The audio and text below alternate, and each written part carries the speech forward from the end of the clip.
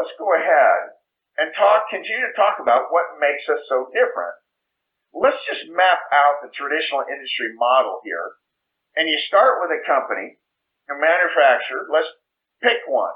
So you take New York Life, and this is how things have been done for 100 years. And you can talk about Prudential the same way. You just go on and on and on through the industry and through the companies. And this is how it's been done. They approach a brokerage or an agency, and they give them a contract. And the company wants to give them as little as possible, but still get them, right? And so the agency gets a contract, and then it keeps a portion of that and starts setting up contracts with individual reps. And that's the business. Company gives a contract and a compensation level, a percentage to the brokerage or the agency. They have agents or reps. If you're registered reps in the securities industry, you're investment advisors in that world, and you're, of course, agents in the insurance world. And that's the business. If you're looking at this, it's such a simple structure. But the problem is, the representatives can only go so far. They can't get to the agency position and hold that, and without going around or leaving their agency. And so the incentive from the top, from the brokerage to the agency, I'll just call it agency, is to hold representatives back or hold their agents back. You know, this agent's coming to the agent, the guy who owns the agency and said, I love you and everything, but man, I want a higher contract. And no, you don't. You don't want our kind of headaches that the owner's going to say, and all the hassles and all this stuff. I wish I was just back in the field selling, and my life is simple like yours. And maybe the agent buys it for a little while longer, or maybe doesn't buy it right from the beginning. And so the agent's either going directly to the company and saying, hey, I love so-and-so, but I don't need them anymore. I want the contract you gave him or her. Well, now the company's got an issue. They either say no and they lose that guy, or they say yes and the agency loses them. And so this is happening all the time. The agents are going around to the company direct to try and get their own contract, build their own little agency, constantly losing their people. I mean, shoot, I watched this in my dad's gardening business. He'd bring on people, really show them the ropes, show them how to get it done. They'd be a manager, have a truck, and have a route. And my dad had gotten these customers and stuff, a shopping center or office building or whatever it was, and, doing his maintenance business. And bingo, the guy get where he knew his stuff and understood it and understood what equipment he needed, saved a little money, and bought some stuff, got a truck, and bang, we'd lose some of these jobs.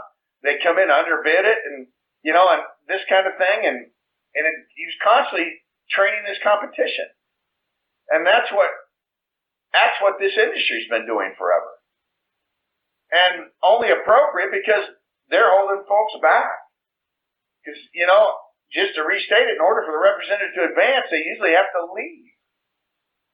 And so the agency is constantly losing their best people. The better the person is, the faster they lose them. Again, we don't talk about this much. But this is a reality in the rest of the industry, outside of our model. And this model slows two things. Ready for what it slows? Leadership development and growth. Isn't that wonderful?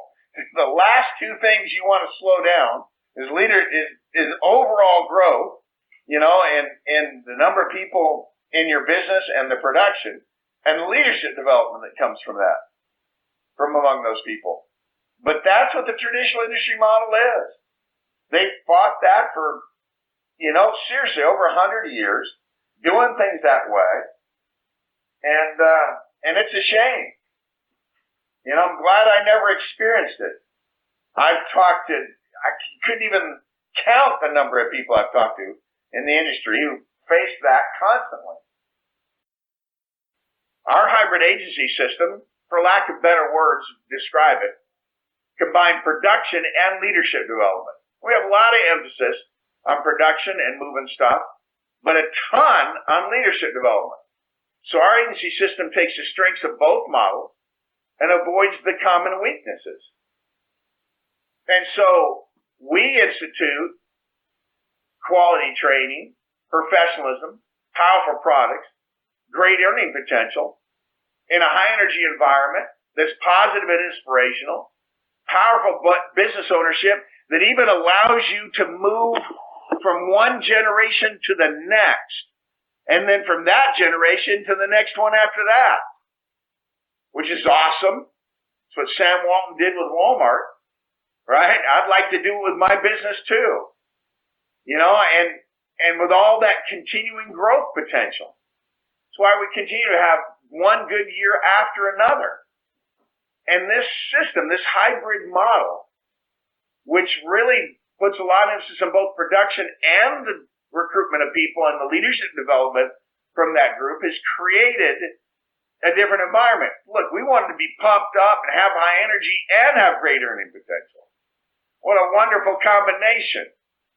And we have worked hard at doing that. And that's why companies come to our conventions, our events, and look at the energy level and look at the way we recognize people and make heroes out of them, and give out these rings and take them on trips and do all this stuff. And they're kind of dumbfounded because they go other places and there's none of that kind of energy. and of course, there's none of that kind of growth. I remember talking to some people that were in leadership early on in Transamerica that started working with us, and they almost got hooked on it. Like we were a little bit of, we were addictive, because you get around here and people are pumped up and optimistic and thinking about all the things that are possible and, and excited to be a part of it and are changing their lives. Yeah. And so this model is killer. And I want you to understand how powerful it is and how different it is, and yet how strangely challenging it is to duplicate it. The industry guys, when they try to duplicate this, they're just miserable failures. The multi-level guys want it all to be easier and shortcut, and they don't like to have to do the training and, and all the product stuff and the sales stuff and, crazy. We're the best of both worlds. And I'm going to say it again, good for us. I love that aspect. And so let's talk about what we did. I mean, a lot of thought's gone into what we developed. It just didn't pop up one day. We said, oh, look, there it is. Let's use that model. We really thought about this, and I've had the privilege to be right in the thick of this and development and participate in it and contribute to it along with many others. But this has been an amazing experience. It's one of the reasons we understand it so well, right? This is an organic experience for us, not an academic one like it is for a lot of you right now. I'm kind of explaining this like I was teaching a class. But we fought through this and have wrestled these things, and so let's talk about the development of our hybrid model. Because we really are a hybrid, and what is it? What are we a hybrid of? We're a hybrid of the traditional agency, which has these common weaknesses. It has an incentive to hold people back. They struggle to keep good people. Because of that, there's often little loyalty in it. Low energy. I mean, some of these places you go in there are like morgues.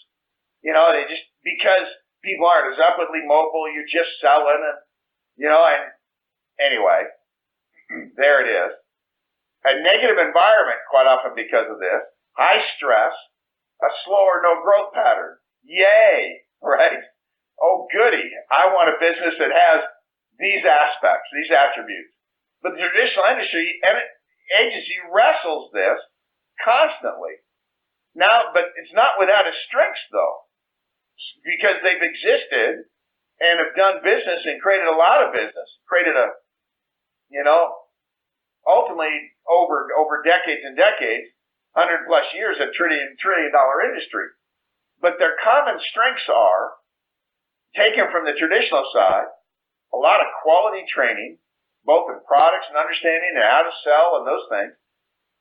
Some real aspects of professionalism, powerful products the industry has developed for the consumer. The products are a lot better than their distribution, I promise you that. And our industry has great earning potential. Right? We'll talk more about that too when we come to answer the question why we have so many people making so much money. But you take these common strengths, quality training, professionalism, powerful products, great earning potential. You don't want to lose those, but you sure would like to lose the weaknesses.